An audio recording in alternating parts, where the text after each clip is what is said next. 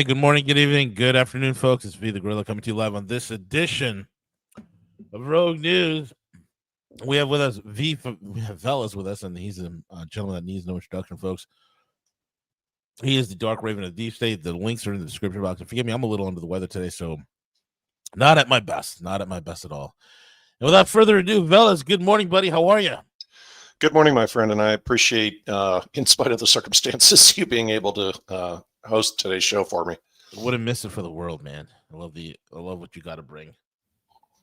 So with that, folks, and giving V some time to recover, let me jump in. I had not intended on having a program today, and then after yesterday's hearings, or typical of Washington, Scream Fest in Washington with Robert Kennedy, I felt we needed to have today's program. So yeah. I'll be a little shorter than normal. I've got content I'll use on another show. And hello to all of you out there and all of the ships at sea. What do you call it? Some shout outs to those of you in the transportation sectors and a number of you that I've spoken to in the who are truck drivers, train engineers, pilots, flight attendants, and support personnel who listen to us on ESW Rogue.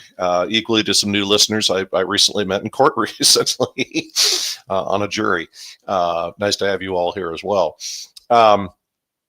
My thanks to those of you who've reached out requesting access to Discord, and welcome to that amazing communications resource for all of you who are new to that versus those of you that are already there. Equally for some kind words and chats I've had on various topics with folks who've emailed me. So just a reminder, if you need to get a hold of me or you want to ask for access to our Discord page, the email address is 1917veles@gmail.com, 1917veles@gmail.com. So moving right into it, not sure how many of you caught this, but the shooter in Minnesota's manifest was written in Cyrillic, not the English alphabet. I'm not implying it's the Russians, or in his case, he used words that are actually Ukrainian and English, but just wrote them using the Cyrillic alphabet. Something I found interesting, at least from my corner of the universe, because especially when I'm in public meetings or similar, I'll sometimes, if I've got a notebook, I'll use the Cyrillic alphabet, but I'm writing English words, unless the Russian word comes to me automatically. And don't read into that. What I am saying is whether his message was written in Arabic, Hindi, or Navajo, the fact he knew another alphabet is my point. Why? Well, because I've heard of this sort of thing previously when you have someone who's being run in the field as an asset. Recall also the historical use of Navajo code talkers during World War II. Because even if Japanese troops knew English, no one knew Navajo. So U.S. ground forces could communicate far more effectively in the field by leveraging something no one else could read or understand.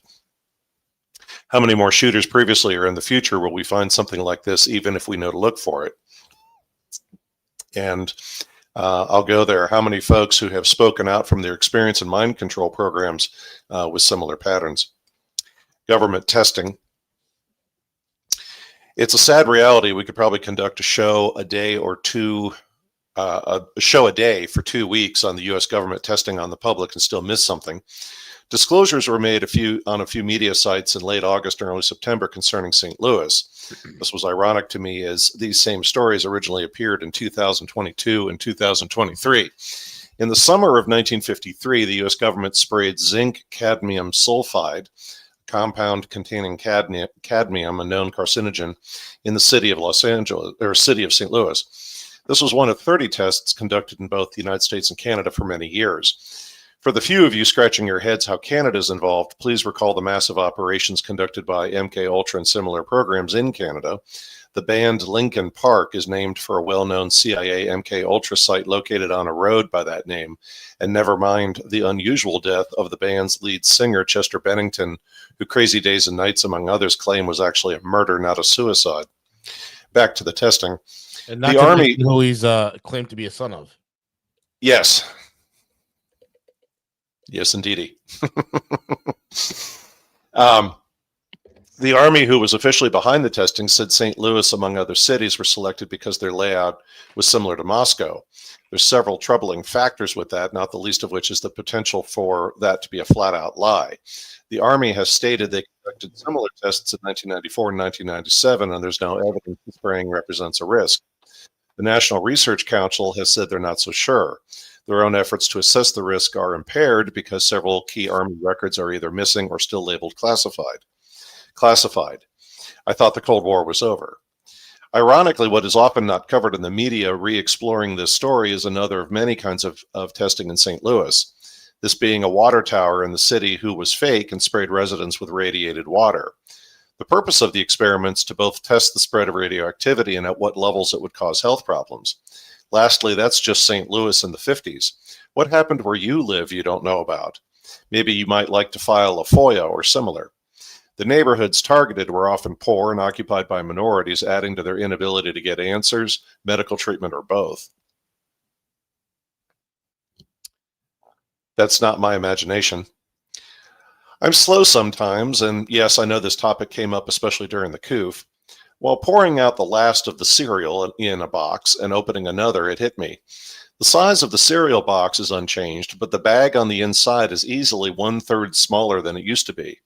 Obviously cutting back on content to not acknowledge the price increase so the consumer doesn't notice too greatly the degree we're getting hosed. Recall also stories out there about how some packaged meats at grocery stores are being pumped up with water to add weight but reduce the total amount of product. Buyer beware. A pause and reflection. Let us pause for a moment and catch our breath. I do this periodically, and I'm probably being a bit reflective because I'm approaching my 5th year with Rogue this October. All of you in our audience, whether listening live or on replay, give yourselves some credit. In the preceding 20 years, you've been through a lot. From the 2001 collapse in jobs, the events of 9/11, the revelations about 9/11, the 2008 economic crisis, the COOF, and whatever's rolling out of the hangar next. If you're still breathing at this point, give yourself some well-deserved credit. I grew up in the 1970s and 80s, and yes, there were some gritty moments during those years, especially here in the Midwest during the very late 1970s and early 80s when the steel plants were closing. As bad as those were, it's nothing like what I've seen the last 20 years. Through all that, our dear listeners, you made it. It doesn't matter if you finished first or last in the race. You finished, or at least made it to 2025. There's a reading in the Orthodox Church called the Paschal Homily who says, "If anyone is devout and a lover of God, let him enjoy this beautiful and radiant festival. If anyone is a wise servant, let him, rejoicing, enter into the joy of the Lord. If anyone has wearied himself in fasting, let him now receive his recompense. If anyone has labored from the first hour, let him today receive his just reward." It then says, if anyone was delayed until the 11th hour, let him not fear on account of his delay. Enter all of you, for the Savior has set us free, unquote. Those are words worth reflecting upon as we move closer to 2026. Hang in there, folks, and give yourselves some credit. Equally, in the words of friends of mine from New Jersey, yeah, you just need to go out and get yourself something nice. Just not too expensive. We're on a budget here. Moves in private equity. Not dispensing financial advice, just making you aware, as usual. There's growing coverage in the private equity sector about investments in power infrastructure. Please recall my last program where we covered the history of private equity back to when it was called leveraged buyouts or mergers and acquisitions, or my favorite, murders and amputations.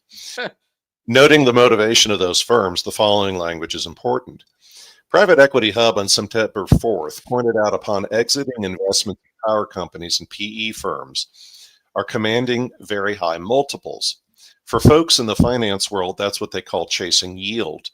Remember, private equity firms are not in the business of nice, solid gains on investments. They're focused on massive money-making opportunities, given the volumes of money at their disposal. Per my last program, no matter what happens, they're going to make money. So now we have data in the industry indicating power company investments and investments in all things power grid related are returning very large multiples on those investments. The sharks are not circling, folks. In the moment I'm telling you this, the sharks are already feeding. Firms in particular who've been active are Blackstone, that's Blackstone, not BlackRock, Golden Gate Capital, and Harris Williams. Blackstone's head of their energy group, David Foley, stated to PE Hub, and I quote, "Electricity consumption is increasing and utilities are straining to meet the demand. The surge in electricity consumption is a boon for PE firms and others who invest in equipment makers and service providers in the power industry," unquote. Companies such as Reza Power, RESA, and Grid Tech, GRID, and then TEK, are transacting with private equity buys. And V, listen to these numbers. Private equity buys at 16 to 20 times EBITDA valuations, nearly double the value that those firms traded at in 2020 or earlier. Yeah, that's crazy. Let me say this again, folks. 20 times. Each company's, now when they say EBITDA, earnings before interest, taxes, depreciation, and amortization. EBITDA is an alternative measure of profitability to net income. So in dog years, these transactions are making 16 to 20 times the annual earnings of these firms. There was a grid available in this report, and for the 6 private equity firms listed, the least anyone was making was 13, or on a particular deal, was 13 times earnings. PE Hub indicated these types of valuations will continue well into 2026 and beyond. It's important to note prior Rogue coverage on the topic of the power industry is the following. One of those service sectors mentioned as part of this are firms who focused on inspections, testing, and maintenance of power plants. Yes, you can read into that. The growing future nuclear power installations are coming. Equally, firms who train folks to perform that kind of work. We're not dispensing investment advice. At the same time, these industry behaviors continue to paint a total picture of what's going on in the power space, including our frequent discussions around nuclear. The big game. A subject we discuss often, and some clarity included too. There are conversations with listeners who felt given the events of the London Corporation and to some degree Davos have both taken major hits. Ergo, the U.S. won the most recent match among the great powers, so what the heck's going on? The short answer is the game goes on. Recall my comments from my last program. 1 million people may die, or 1 million people may make money and live happily. The system doesn't care about either outcome, only that the system continues to operate without risk. I think we all need a collective reset on our current state in the world. For many years now, several folks, including Rogue's core commentators, have noted the following. Bretton Woods no longer works and something else has to replace it. Even I struggle with the magnitude of that simple statement. Bretton Woods has ended. To note a prior program, when we say Bretton Woods has ended, that is on par with the end of the non-treaty for those who recall that program. Or the famous delivery of his lines by Roddy McDowall in the classic movie Cleopatra, when a centurion says, "Oh, and Mark Antony is dead." In the movie, Roddy McDowall looks in shock at the centurion and says, that is how one says it. Simply that. Mark Antony is dead. The soup is hot. The soup is cold. Antony is living. Antony is dead. And then he angrily shouts, "Shake with terror when such words pass your lips, if true. For your lifetime boast that you were honored to speak his name even in death. The dying of such a man should be shouted from the corners of the universe. Antony of Rome lives no more." The end of Bretton Woods is no less dramatic or impactful. Recall also when Antony and Cleopatra failed against Rome, the outcome was Egypt not being a sovereign power again for centuries. This is a monumental change and reordering of things. Therefore, to how I opened this segment, London, Davos, Saudi Arabia are not going to pick up their game pieces and go home. All new conflicts will arise as this shakes itself out. Because to use our line from Patrick Ryan, elimination of an apex elite means global war every time. So therefore, we will have social tensions created in the United States who will be labeled or described as civil war. We will have attempts to turn the United States into China via the Opium Wars. How many more stories are you going to hear about narcotics killing people? You don't kill your customers, so why are drug dealers killing their customers? That's a gift from London, because the narcotics are coming up through Mexico and the money's being laundered in Canada. And who runs Canada? The Crown. We will have pharmaceutical and corporate crude producers do everything in their power to stop efforts such as those by Robert Kennedy, who I'll speak to in a little while. Again, not because RFK is a great guy doing great things. He's a resource doing his job. Pharma and agro corporations are not simply going to accept new rules to their power. They will fight and fight violently. Will it be elimination of politicians as we've seen in Germany? Anything is possible. This is why so many players in the government are in free fall and traditional allies are now attacking each other in the US government. Meanwhile, out in California, Gavin Newsom just tries to stay relevant. Among the apex elites, this is about degree. How much power do they retain or gain in these shifts? And how much of their loss of power can they contain? In the case of Saudi Arabia, I think we have an answer given their rise and the decline of others. For those in the lower ranks, their lives are literally at stake. Or in the case of several US government officials, they've literally lost their minds and been admitted to memory care facilities. In the Soviet Union, these sorts of things were explained by Pravda via a drowning or a heart attack. Soviet officials loved heart attacks. Pitting people in a country against each other is an old London corporation move. Covered on a prior program, I laid out what occurred to Ireland, Scotland, Wales, India, and other places where massive loss of life and population shifts to achieve their goals. We've discussed on Rogue for the last 2 years the massive shifts in where people are living in the United States and where they've located their wealth. Did you think the diaspora of wealth and smart people out of California into the rest of the United States was just something who occurred? Stay tuned. You found what? Another of those stories on the back page popped up this morning, giving me reflection. While investigating a cold case of a missing couple from 1970, there was a search of the Chicago River. A dive team may not have found the missing couple yet, but they did find nearly 100 cars in the river. Let me say that again. They found 100 cars in the Chicago River the last week. Chicago PD has not yet commented on whether those vehicles contain bodies and or whether the missing couple's been found. Obviously, it's going to take a while. Of course, the whole thing reminded me of the drought in Nevada where they started finding bodies, and one of the mafia's own lawyers made the statement, yeah, well, you know, things happen. Pennsylvania.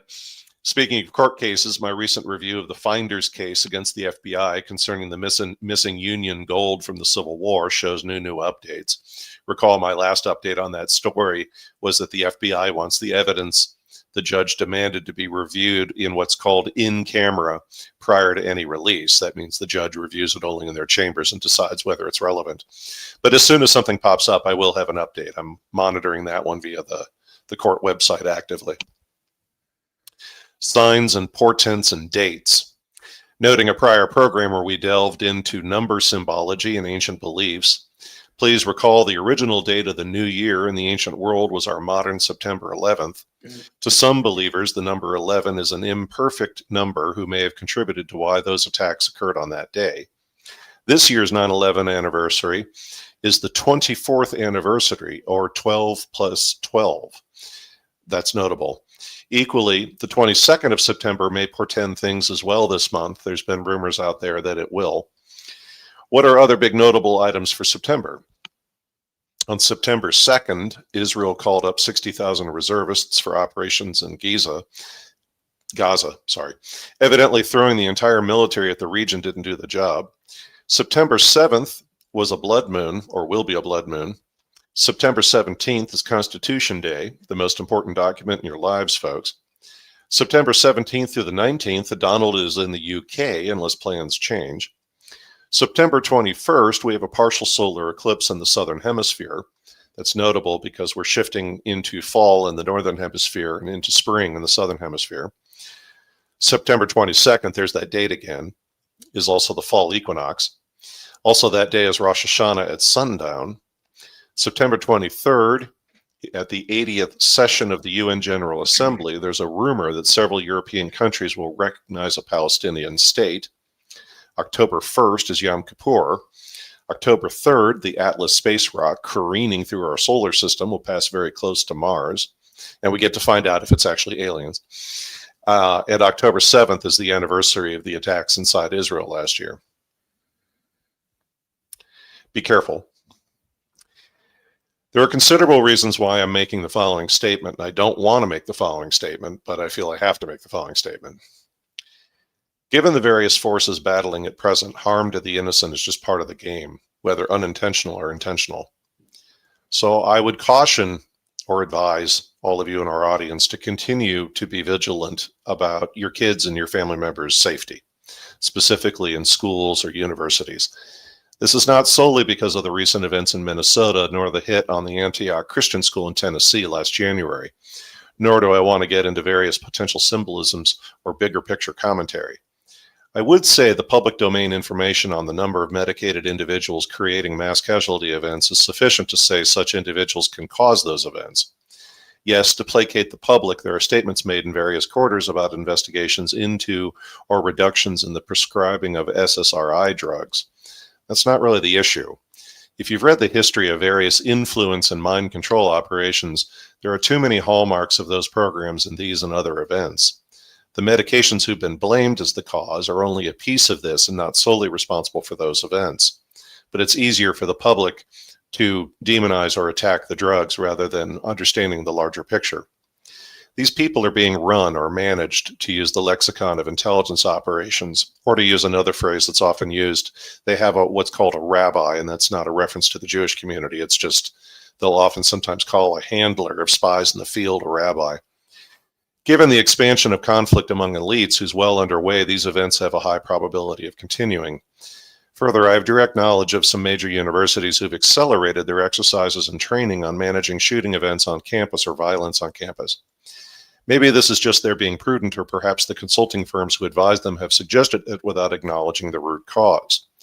We're not dispensing medical, nor psychological, nor safety advice, and I'm simply commenting based on my own knowledge and public domain information. Depending on the age and maturity of your loved ones, please just be rational and cautious. It's worth noting that your local police organizations will often offer seminars you or your family members can attend to advise on what to do in these situations. There are a number of YouTube videos offered who can advise, and this goes beyond any measures used at primary schools or universities. Equally, do not be afraid to ask your kids' schools or universities for written, keyword, copies of what their policies and protocols are regarding such events. The key word in what I just said is the word protocols. You need to use the word protocols. They'll provide you a much more clear and accurate level of information than simply saying, well, what are your procedures? Also, I need to prepare you for the following reality. Especially with universities and schools, this is a legal thing. Their goal during such an event is containment and getting law enforcement where they need to be, as well as first responders, to contain and stop the attack. The job of emergency resources at universities is not to stop the attack, nor is it to go find your loved one as it's initially occurring or shortly after it's occurred. That's not within their authority. And again, it's not their fault. It's a legal thing, and it's the way in which these organizations operate to make sure the right people are doing the right job, as well as equally making sure that the right information gets out in the right way. Among your resources, you can check with your local firearms stores about their safety training. I'm not saying your family members need to be armed per se, but even if you don't like the subject, those places tend to offer a lot of information on personal safety courses that go beyond just the use of firearms. You can also consider Krav Maga training schools who teach you how to fight with what you have available, rather than people teaching you how to clear a room like an Army Ranger. You don't need to be a black belt here, folks. You need evasion and escape training and guidance. Another thing we've shared on Rogue previously is mental awareness. High net worth families and their relatives down to their youngest kid, niece, or nephew often have this training. They know the risks as they didn't come into that wealth without preparation. You need to adopt a similar mindset. Again, you're not trying to be Bruce Lee at a martial arts level of skill. Depending on age and maturity, you and your families need situational awareness, refresh, and training where it makes sense. You need to think the way law enforcement and fire responders think. What's the fastest way out of a room or building via at least two paths? And why is that person in the corner reaching into their backpack? So moving into the Kennedy hearing, and V, depending on how well you feel, by all means, please jump in here because I know you've got a view. Yeah. So as I said, I was not going to have a program today, but I felt I needed to, and my thanks again for V and Algo taking my text at 3 a.m. And this is because I was reviewing specifics, not just sound bites about the hearing that occurred yesterday with RFK. And I'll make another one of my typical movie references. Noting the scene in the boardroom from Margin Call. Sam, I don't think you heard what your boy here has said. Let us step back and objectively ask some questions before I get into the substance of this topic. First, why in the name of God would anyone in the U.S. government be so stupid as to have yesterday's hearing? Seriously, I mean that, folks. Consider what I just said. Mm-hmm. The person you're calling to appear is someone who wrote a book about the COOF and the pharmaceutical industry, who's essentially an entire court case. And that's not a joke, and I'm not the first person who's ever said that. He's now on the inside of the same federal agencies who withheld data to the public about the true nature of the medical problem and the recommendations who were made. So based on that logic, why would you ever stick him in front of cameras? Second, the answer is due to my comments earlier in the narratives from folks like Tom Luongo. The pharmaceutical firms and corporate farm entities are elites, my friends. They're not apex elites, but they're elites. And if Chiquita Banana, for God's sakes, admitted that they hired death squads to prevent South American farm workers from organizing to receive a nickel an hour increase in wages, what do you think Big Pharma is going to do? Remember, some of those pharmaceutical firms doubled their revenue in 1 year. They went from 40 billion to 80. That is almost unfathomable. Therefore, it was those U.S. government officials, masters, who demanded that hearing to try and slow RFK down or attack his credibility. The third item is, here's another tell. If CNN or Fox have said anything at all about those hearings, it was sound bites to the effect, RFK was highly defensive, or Democrats on the run. That's a typical media statement who says nothing. Fourth, my counsel, listen and go read specifically what was said in response to the attacks they brought against him yesterday. Senator Michael Bennet of Colorado took issue, for instance, with appointing Robert Malone to an advisory committee to the CDC. They said basically he was a quack who attacked mRNA vaccines without cause. RFK replied it was Malone who developed, along with others, mRNA approaches. This elicited an angry denial from the flustered senator. It was moment after moment after moment like that yesterday. The other big one, Bernie Sanders said out loud that everyone in the room was on the pay of pharmaceutical firms. Fifth, these senators, in my opinion, didn't want to have that hearing. You can tell by their body language. These are lawyers. I mean, I've seen this personally in a courtroom.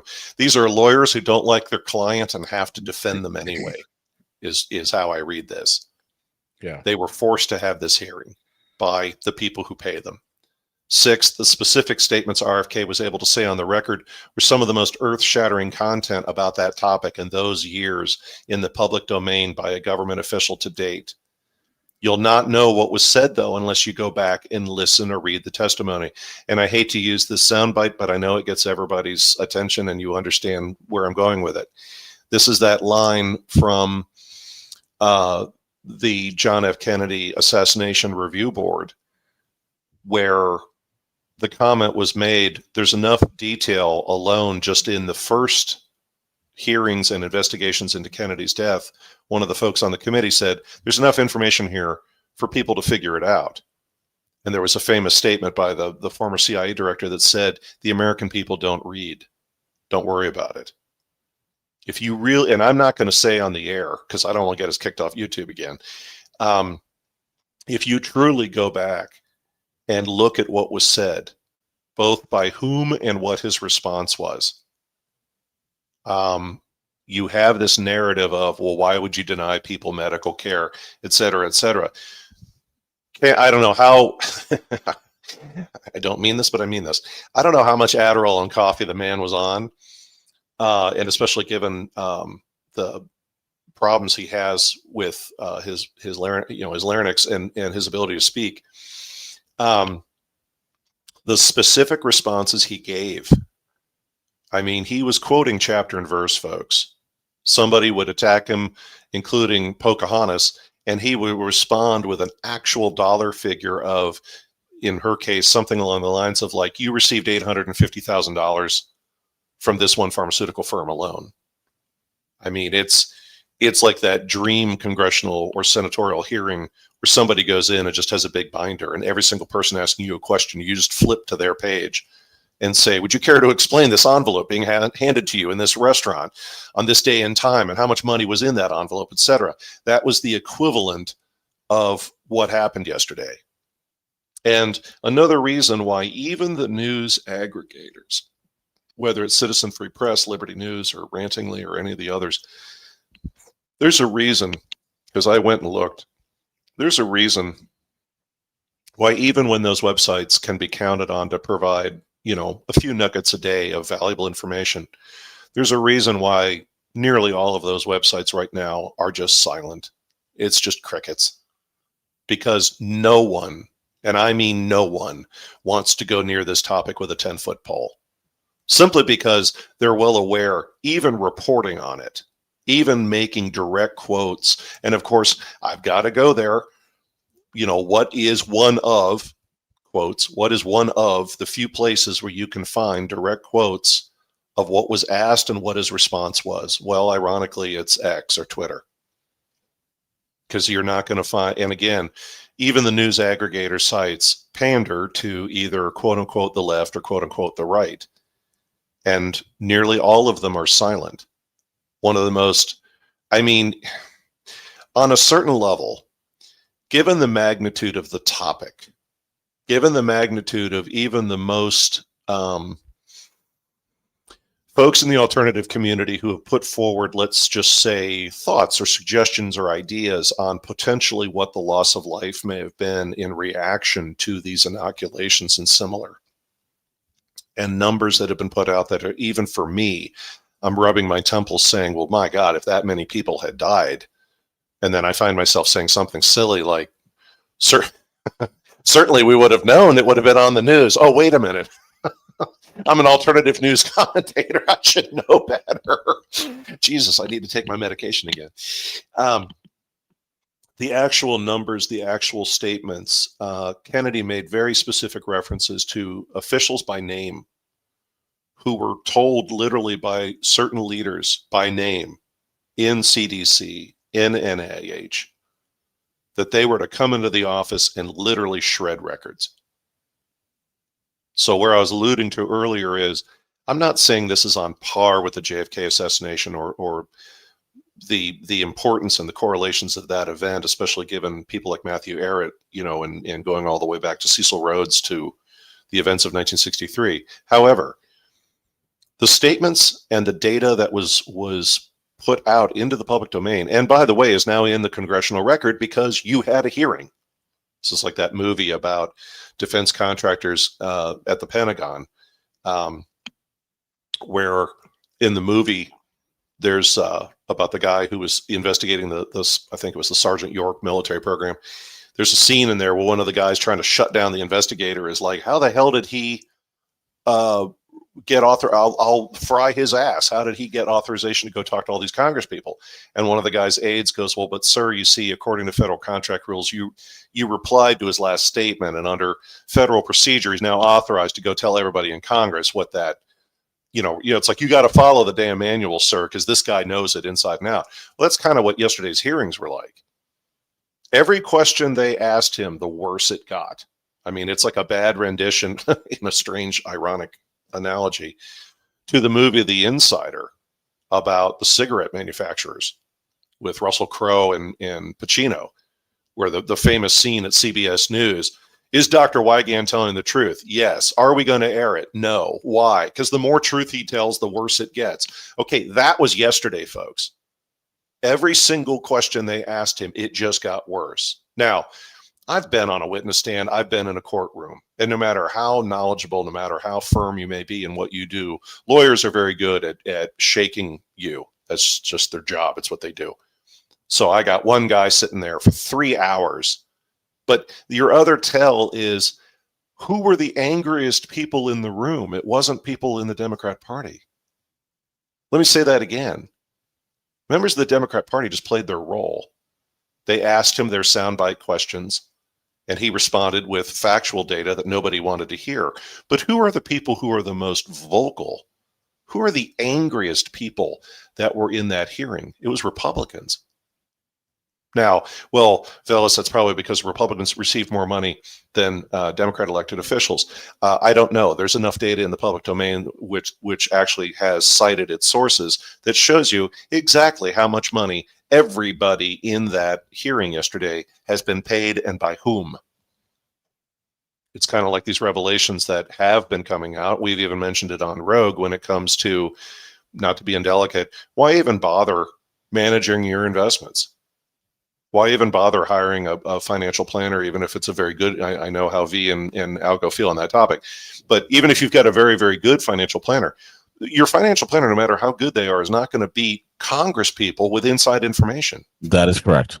So you've got all these people. V's brought it up recently. I brought it up a couple. Hell, I've provided you websites that will show you, hey, look, this senator or congressperson's nephew just bought $100,000. Never mind where the 16-year-old got that money of this stock or whatever the hell it might be. It's the same thing here. And it goes to a broader topic I've brought up on other shows on ESW Rogue with all of you, is finding where the sources are, finding how to do this. I'm quite sure there are officials in the state of Georgia that wish I would just drop dead, because I keep hitting them on a regular basis, both at the Georgia Bureau of Investigation, as well as the state, as well as the Attorney General's office. Every 90 days, on the 91st day, Veles is slamming them with another FOIA. Look, we already told you the last time. That's fine. I'll see you in 90 days. I'm going to be G. Gordon Liddy in prison, just burying you in procedure, which goes to also a famous activist who was right and said, the problem with any bureaucracy is if it gets too bureaucratic, it stops remembering how to think. You Right. just turn its own officialdom against itself. That's what Scientology did to the IRS. I mean, it's a well-known, publicly acknowledged reality that the head of the IRS, when they were trying to go after Scientology, begged their lawyers to give him a way out, because they were hitting them with all the stuff that only lawyers know how to do. I get to appeal your investigator. I get to appeal the appeal of your investigator. I get to do this. I get to do that. And again, to my opening comment about give yourselves some credit. I mean that sincerely. Remember where the hell we were just 5 years ago, much less 20 years ago. Now people know where the websites are. Now people can actually just, there was even, of all places, Fox News had a segment on recently. I didn't watch it. I saw a write-up of it. But where basically they just said, here's the website. Just go invest. Tell whoever manages your investments, that's their job. But just tell them, look, I want you to monitor this shit every 48 hours. And every time you see something change, if you think it's a good one, move my money over there. Now, are you going to get the kind of windfall that Nancy Pelosi and others get? Well, no, but you're still going to probably beat the market. I mean, it's a joke. It's an absolute joke. Now, as I've said about a number of topics, we can laugh, and I've told all of you, because of the work I did for a time with human rights, that human rights people I knew had some of the best senses of humor of anybody you'll ever meet, because that's the only way they can hold their humanity together because of what they're dealing with. I find humor in this. I find irony in this. I find just the human condition on full display, and the just no one is in charge nature of this, except for the fact that thousands, millions of people's lives have been negatively impacted at a minimum. We have health problems that we don't know yet where it's leading. We have accusations of everything from myocarditis all the way to sterilization that need, even if you believe it with every fiber of your being, it's like I've told a number of people before they go into court, the law does not care about your emotions. Stop getting emotional. But I'm really hurt and pissed off. Go talk to a priest. Go talk to a counselor, a therapist. The court, the law, if it's doing its job, only cares about the law. What does the law say? And in this situation, is it just purely, hey, we saw a way to make money? Well, that's one view. Is it part of a diabolical scheme? Who the hell knows? One could make that argument. But again, I'm not saying yesterday is akin to aliens landing on the White House lawn. I am saying, and I believe Tom Luongo is correct, that RFK, he did not say the following. I'm interpreting based on his commentary. RFK is as much of a paid resource, in my opinion, as the Donald. And the two of them are as much paid resources as are senators and congresspeople. Absolutely. The most ultimate form of this, folks, is my comment to all of you, a year or two ago, when I made the comment, your government, to paraphrase Bill Hicks, the comedian, your government, America, the Senate and the House voted almost 100% to send $100 billion to Ukraine. Yeah. Holy shit, and throw me in it. You got to be kidding me. We voted $100 billion to Ukraine. Well, John, in spite of your ethnic background, I mean, the Ukrainians are suffering. A lot of people are suffering. And the Ukrainians got used. And the government of Ukraine is completely bought and paid for. And I have said on this show on numerous occasions, I don't want to see another Ukrainian die. I don't want to see another Russian die, because they're all Slavic people. And Tom is right. As far as London is concerned, there's never enough dead Slavs. And on behalf of my ethnic community, we're pretty damn tired of this shit just after the last 200 years of what's been done to us. But on this topic of the hearings yesterday, I'm not saying it's the most bellwether event you've ever seen in your lives. But the amount of data that was just stated into the government's own records. I mean, this is the old joke about there's no such thing as bad publicity. You put him on a hearing where there was no way to stop him from now saying out loud all of this data. He went after everybody who came after him. He went after them with specifics about. And my personal favorite was several people that were going pulling the line out of the Simpsons animated TV show where the frustrated housewife with nothing to do keeps screaming, but what about the children? There were several people who tried to go down that road. And RFK hit them with, and you've been in this government how long? In one official's case, 25, 30 years. And he's like, you've been here for 25, 30 years. What did you do about X? Where were you when you voted on XYZ legislation that did not help or improve that problem? When did you hold hearings about? I mean, it's a constitutionalist's dream. It isn't just, well, you're an asshole. You're an asshole. I mean, that's just government every day of the week. They're off at Shelley's back room having a cigar later going, well, I thought we did pretty well. No, this is for real. And by the way, like I said about the $100 billion topic, none of the people in that room, in my opinion, disclaimer, none of the people at that hearing, including RFK, wanted to be there. These folks are all chess pieces being told what moves they're going to move by the people whose fingers are moving them. And we don't get to see the shadows and the Vorlons moving those pieces, but that's what's happening. And this is how big that war is. This is how big that conflict is. Now, I know there's people out there that will say, well, but Veles, this didn't come out, this didn't come out, this didn't come out. Well, on the one hand, give it time. On the other hand, well, holy shit, until yesterday, we had no U.S. government official. Well, it's Robert Kennedy. It doesn't matter. He stated on the record specific data, specific numbers, specific dollar figures, specific people. Because now, it's like what I told you all about a guy I worked with who was over at Poos Island and had to tell, President Bush Jr., something about the degree to which the Pentagon was exposed due to hacking. And he made a comment at a industry talk where he said, the problem in government is you never completely articulate the problem, because now that means everybody's got to find it. Now they got to do something about it because you said something out loud. We would have just preferred, I think there's a problem. Let's have a study. And then after 5 years, everybody will forget about it. After yesterday, now everybody's got to go back into what was said by both sides and fact check it. And do you know what the chances of that happening are? Zero.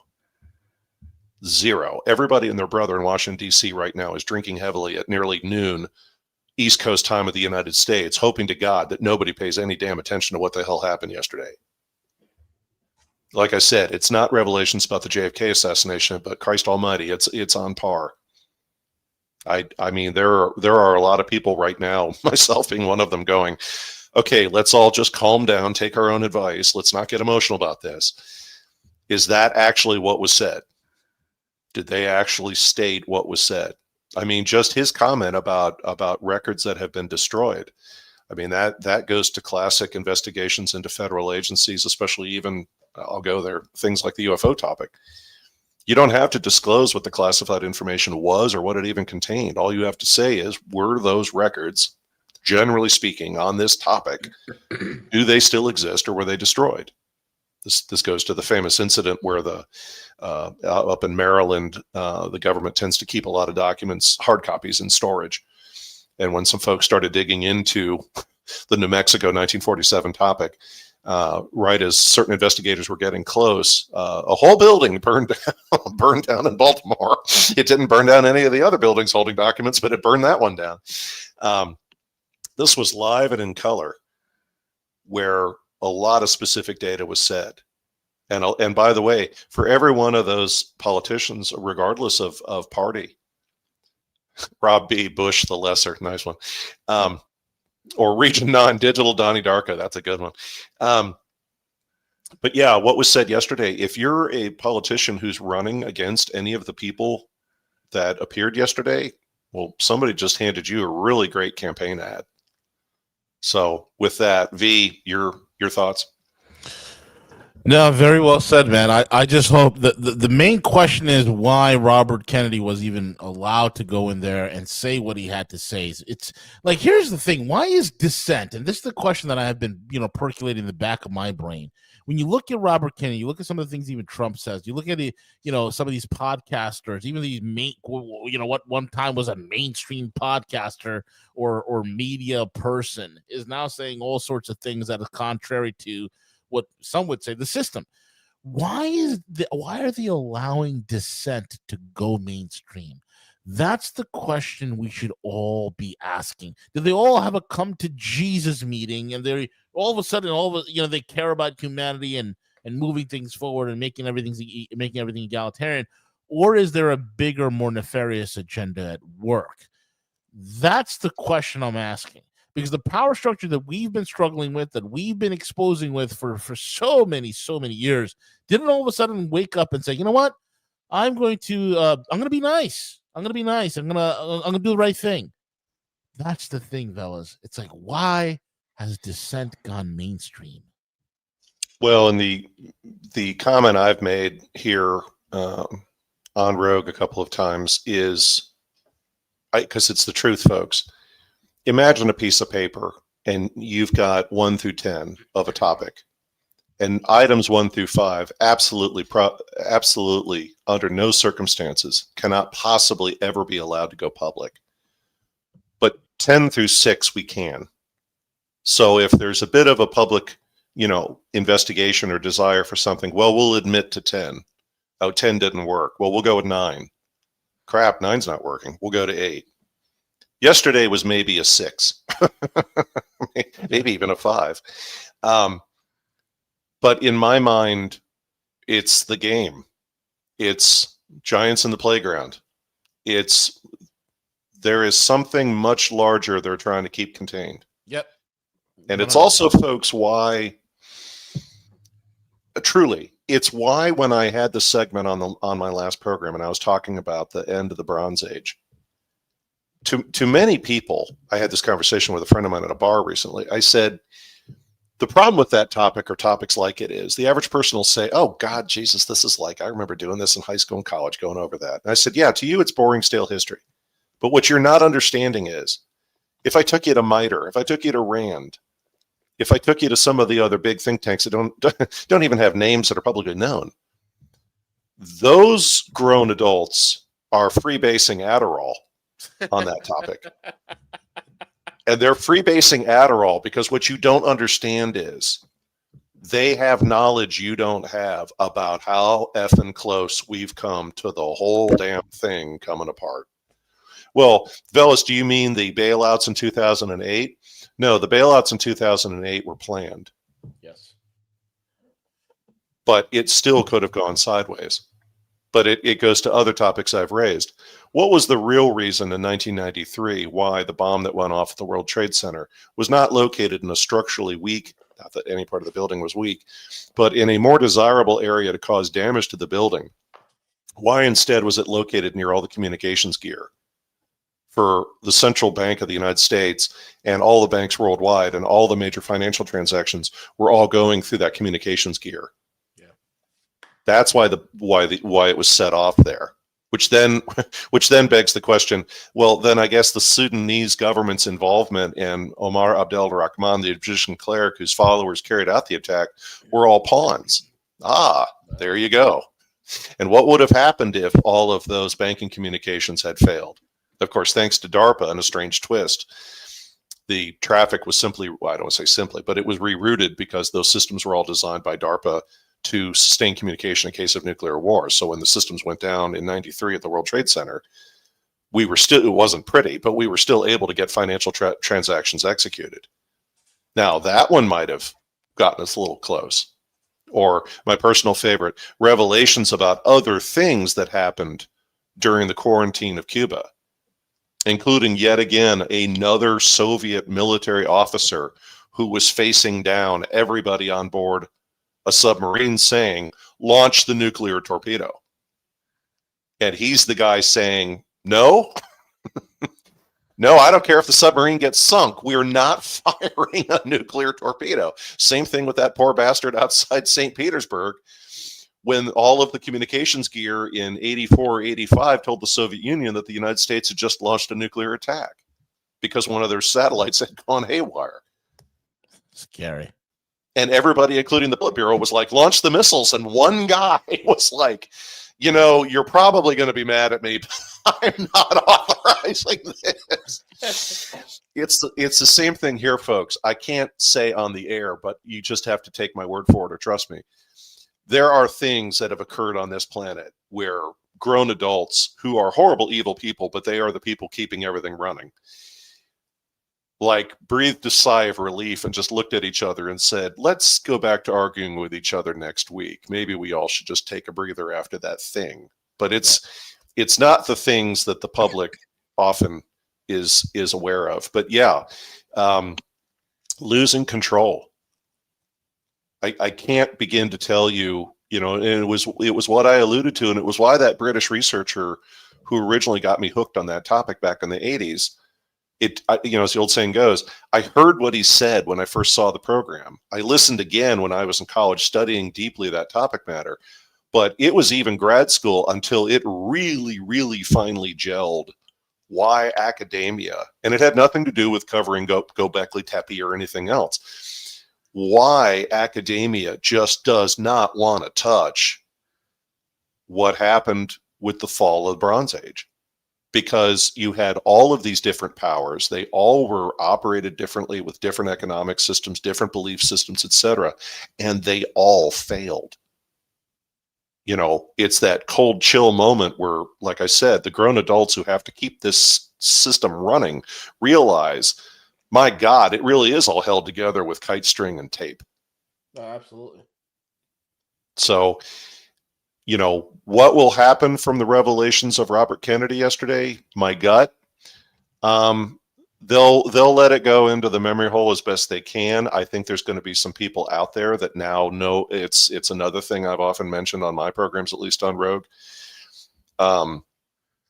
Topics were raised, comments were made, data was offered that now will cause certain people to say, well, wait a minute, maybe I ought to file a FOIA on that.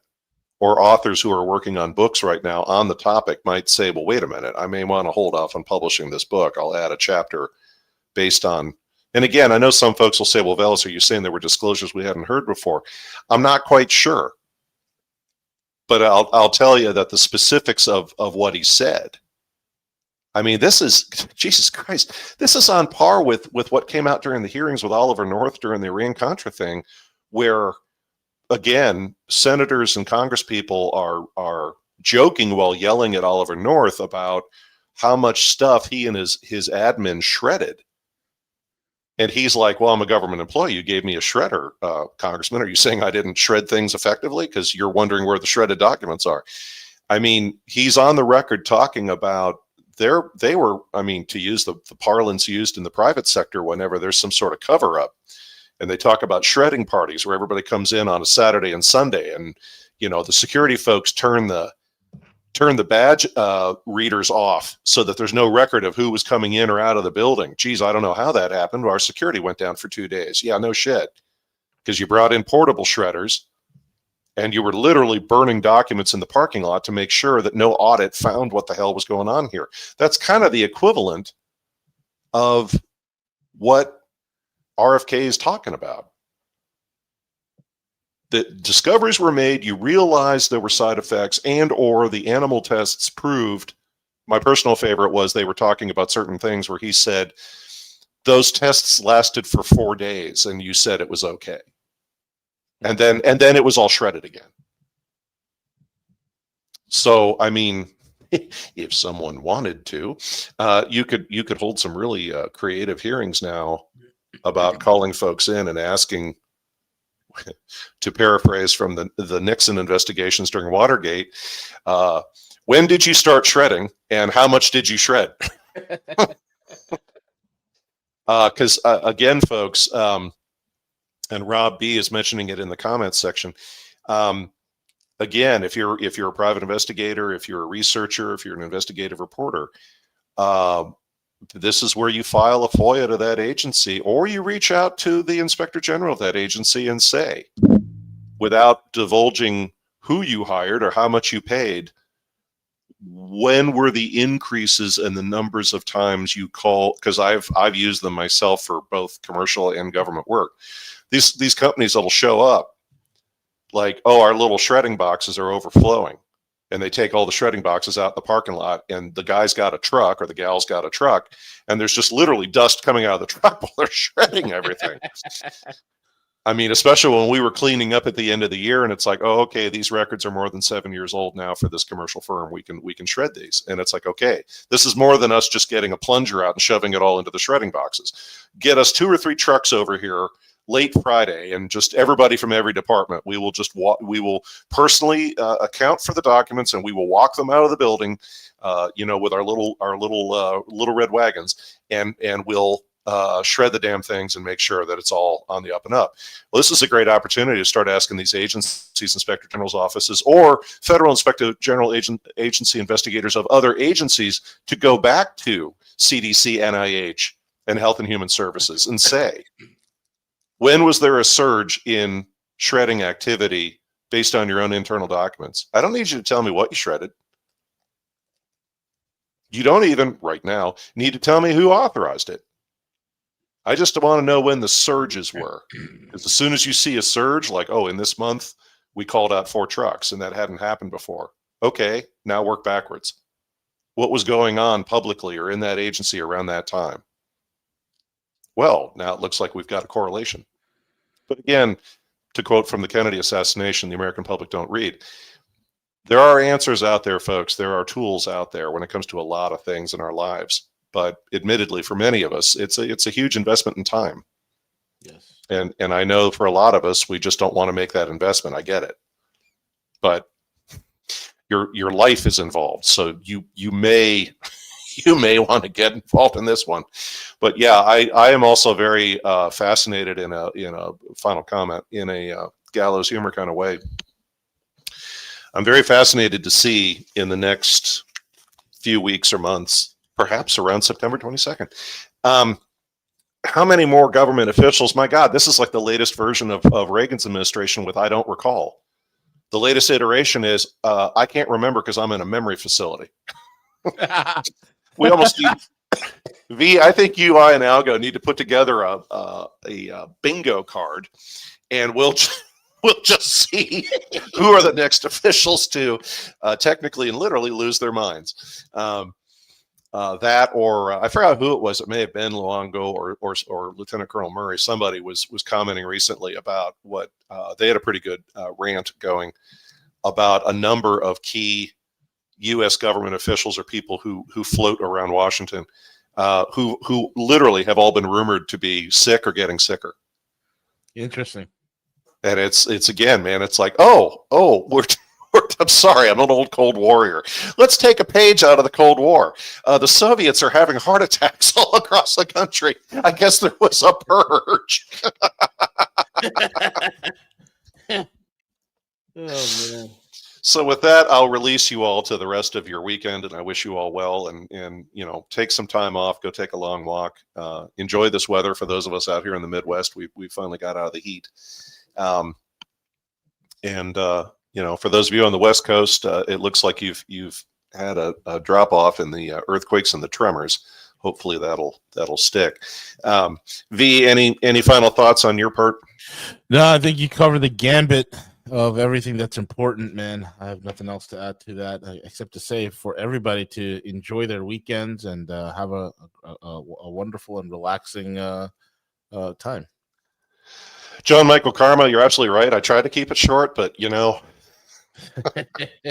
why when my kids ask me a question, they always look at me and go, short version. It's like, okay, my bad. I know that's coming from a place of love, but anyway. But you all take care, and we'll be back next week with all new stuff. Absolutely. And with that being said, folks, we are over and out. See y'all next week.